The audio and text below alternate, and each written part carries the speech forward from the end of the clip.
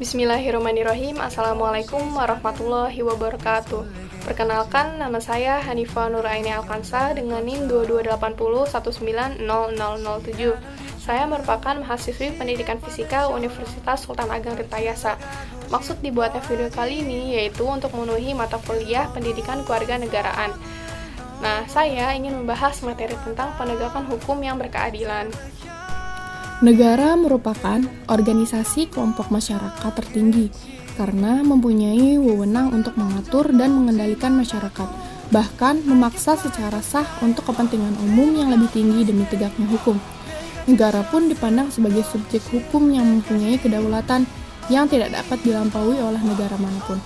Ada 4 fungsi negara yang dianut oleh negara-negara di dunia, ialah melaksanakan penertiban dan keamanan, mengusahakan kesejahteraan dan kemakmuran rakyatnya, pertahanan, dan menegakkan keadilan. Pernahkah kalian bertanya-tanya, seandainya di sebuah masyarakat atau negara itu tidak terdapat hukum? Pasti jawaban kalian itu beragam. Mungkin ada yang menjawab, kehidupan masyarakat atau negaranya akan menjadi kacau, tidak aman, dan banyak tindakan kriminal, dan kondisi lain yang menunjukkan tidak tertib dan tidak teratur. Namun, mungkin juga ada yang menjawab tidak adanya hukum di masyarakat atau negara, aman-aman saja, tidak ada masalah. Bagaimana pendapat Anda? Setujukah yang pendapat pertama atau pendapat kedua? Upaya penegakan hukum di suatu negara sangat erat kaitannya dengan tujuan negara. Nah, di sini ada pendapat menurut Kanbuk dan Sabarudin, kehidupan manusia tidak cukup hidup dengan aman, teratur, dan tertib. Namun, manusia juga perlu sejahtera. Dengan kata lain, negara yang memiliki kewenangan mengatur masyarakat perlu ikut mensejahterakan masyarakatnya. Nah, bagaimana dengan Indonesia? Indonesia merupakan negara hukum. Artinya, negara yang penyelenggaraan pemerintahan, kenegaraan, dan kemasyarakatannya itu berlandaskan atas hukum, bukan didasarkan atas kekuasaan belaka. Tujuan negara Republik Indonesia dapat kita temukan pada pembukaan Undang-Undang Dasar 1945, yakni pada alinea keempat sebagai berikut. Untuk membentuk suatu pemerintah negara Indonesia yang melindungi segenap bangsa Indonesia dan seluruh tumpah darah Indonesia, dan untuk memajukan kesejahteraan umum, mencerdaskan kehidupan bangsa, dan ikut melaksanakan ketertiban dunia yang berdasarkan kemerdekaan, perdamaian abadi, dan keadilan sosial. Nah, dari bunyi alinea keempat pembukaan Undang-Undang Dasar Negara Republik Indonesia 1945, kita dapat mengetahui tujuan negara Republik Indonesia, yaitu yang pertama, melindungi segenap bangsa Indonesia dan seluruh tumpah darah Indonesia. Yang kedua, memajukan kesejahteraan umum. Yang ketiga, mencerdaskan kehidupan bangsa. Dan yang terakhir, ikut melaksanakan ketertiban dunia yang berdasarkan kemerdekaan, perdamaian abadi, dan keadilan sosial. Nah, selanjutnya di sini ada tujuan dari hukum. Hukum bertujuan untuk mengatur kehidupan dan ketertiban masyarakat, sehingga masyarakat merasa memperoleh pengayoman dan hak-haknya terlindungi. Untuk mewujudkan masyarakat yang tertib, maka hukum harus dilaksanakan atau ditegakkan secara konsekuen. Ada seorang ahli filsafat Jerman menyatakan bahwa untuk menegakkan hukum ada 3 unsur yang selalu harus diperhatikan, yaitu yang pertama, kepastian hukum, kemanfaatan, dan keadilan. Kepastian hukum yaitu penegakan hukum yang hakikatnya merupakan perlindungan hukum terhadap tindakan sewenang-wenang.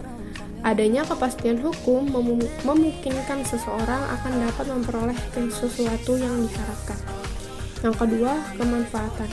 Selain unsur kepastian hukum, para aparatur penegak hukum dalam menjalankan tugasnya harus mempertimbangkan agar proses penegakan hukum dan pengambilan keputusan memiliki manfaat bagi masyarakatnya.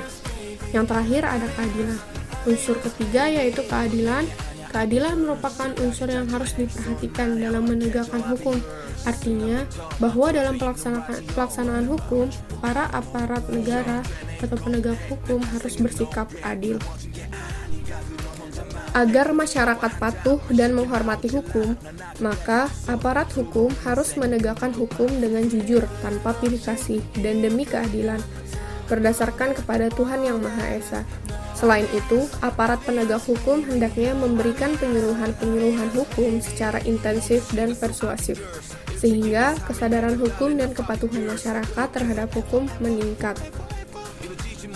Dalam rangka mewujudkan sistem hukum nasional yang berlandaskan Pancasila dan Undang-Undang Dasar Negara Republik Indonesia 1945, pembangunan bidang hukum mencakup sektor materi hukum, sektor sarana dan prasarana hukum, serta sektor aparatur penegak hukum.